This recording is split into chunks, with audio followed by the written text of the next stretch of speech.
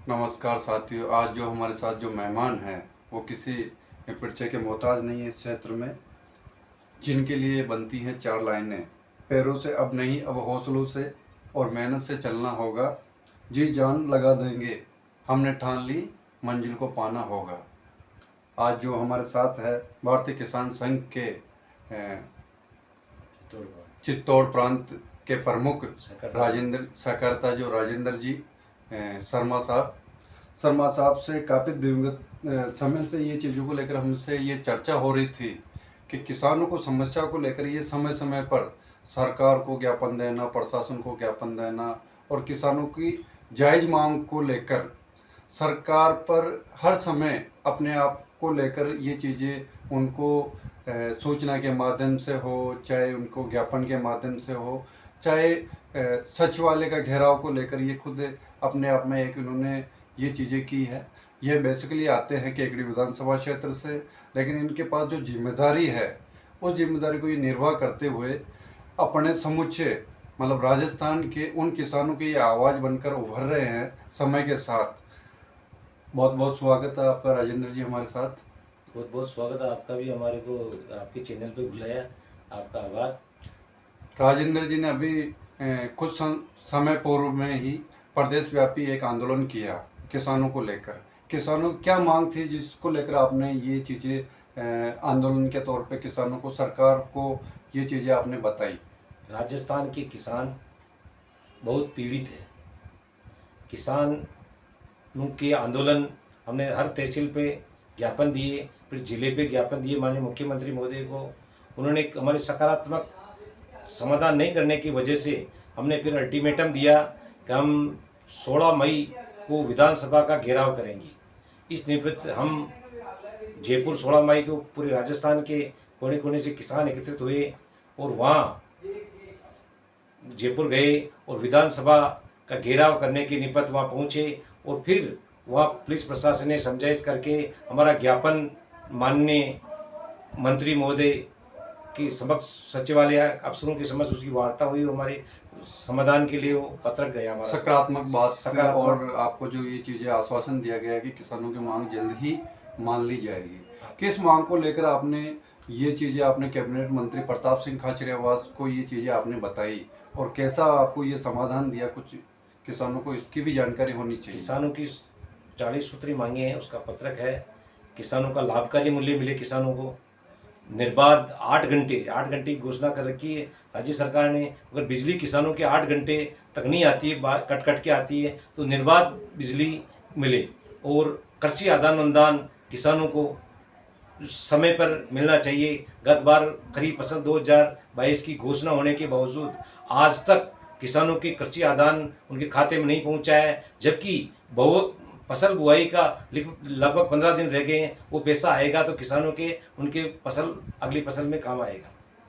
सरकार ये भी कहती है कि हम किसानों को लेकर 2000 यूनिट बिजली हम मुफ्त दे रहे हैं। अभी महंगा रात कैंप को लेकर भी ये चीज़ें हो रही है, तो इन चीज़ों को लेकर भी आप सरकार को ये बेसिकली आपको धन्यवाद भी बनता है। लेकिन आपने ये कहा कि कंटिन्यू 8 घंटे 3 फेज की सप्लाई किसानों को की जाए, इसको लेकर कई समस्या है। तो आप उस जगह से भी आते हो जो गांव से, रूरल से निकल के आप आते हो, तो गांव की समस्या को लेकर कैसा आप उन किसानों की पीड़ा किस प्रकार है, ये चीज़ें भी आपके समय समय पर लोग आपको बताते हैं।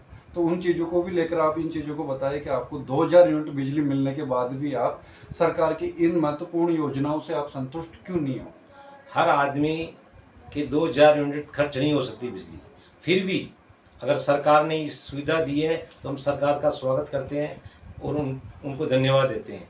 रहा सवाल 8 घंटे बिजली निर्बाध देना, जब भी वो 2000 यूनिट पूरे होंगे तो 2000 यूनिट पूरे के लिए बीच बीच में कटौती कर दी जाती है।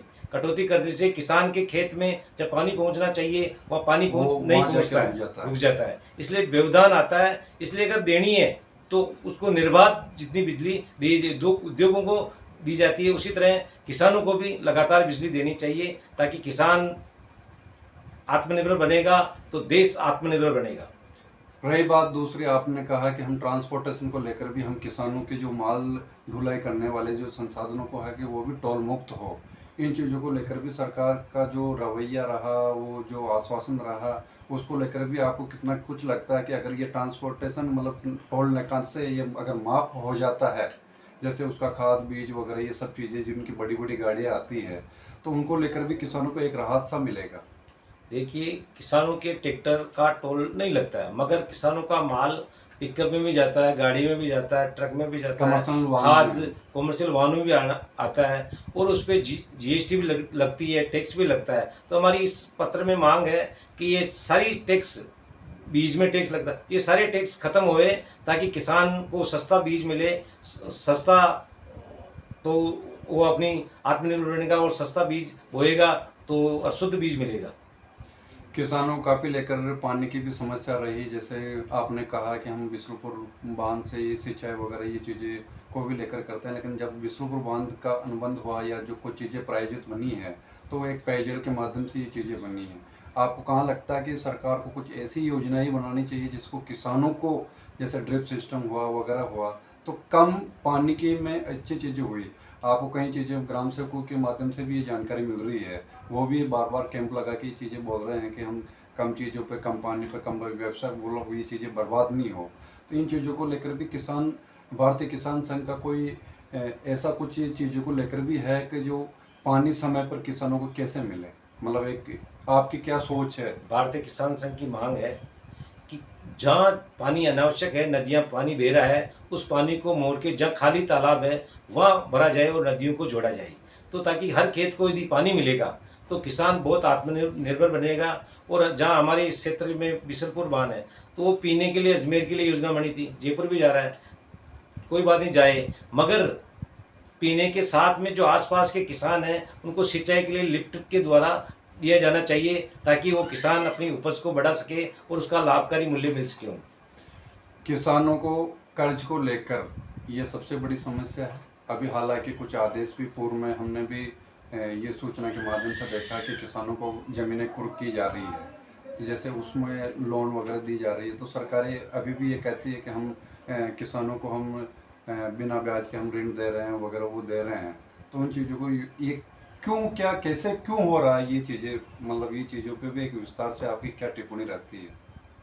जहाँ तक सहकारी समिति के द्वारा ग्रामीण क्षेत्र की समितियों को कर्ज ब्याज मुक्त ऋण दिया जा रहा है, स्वागत योग्य है, मगर आज इसमें दो विसंगतियाँ जोड़ दी।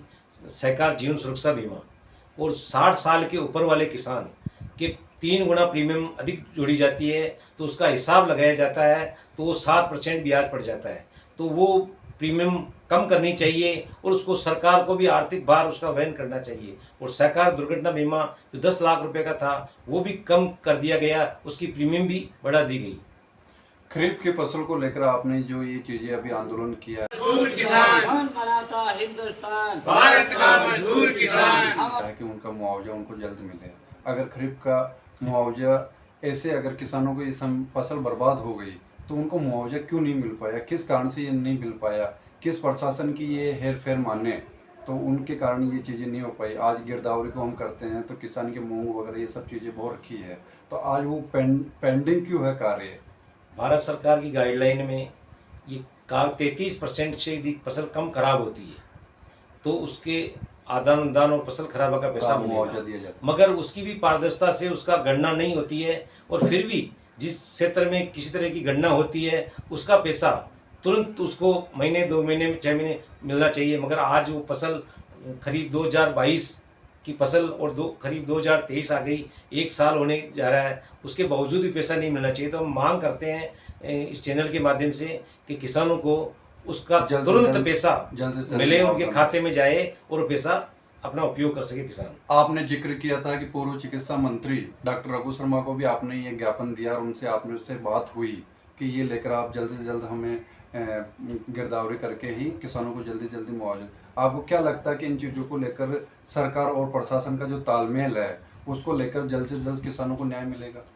निश्चित रूप में हमने माननीय रघु जी शर्मा को भारतीय किसान संघ द्वारा अवगत कराया कि अतिवृष्टि से ज़्यादा फसलें खराब हो गई है, मगर लास्ट में उन्होंने उनके विधानसभा क्षेत्र के सभी तहसीलों को 50% से अधिक खराबा दिलवाया और ये आदान अनुदान मिलने की स्थिति में आ गया। तो उनका भी इसमें विशेष योगदान है। अगर हम बात करते हैं कि इन चीज़ों से लेकर अगर किसानों के लिए कुछ योजनाएं बने, अगर इन चीज़ों को आपसे कुछ जानकारी ले संघ के माध्यम से, तो आप इन चीज़ों को लेकर क्या मैसेज सरकार को देना चाहते हैं, क्या अपन इन चीज़ों को करना चाहते हैं, किन किसान भाइयों को भी किस तरह से वैज्ञानिक तरीके से खेती करनी चाहिए? देखिए, हमने आंदोलन जयपुर में नहीं किया, हमने आंदोलन दिल्ली में भी किया है, रामलीला मैदान में। हाँ। भारत सरकार के खिलाफ ही हमने आंदोलन किया।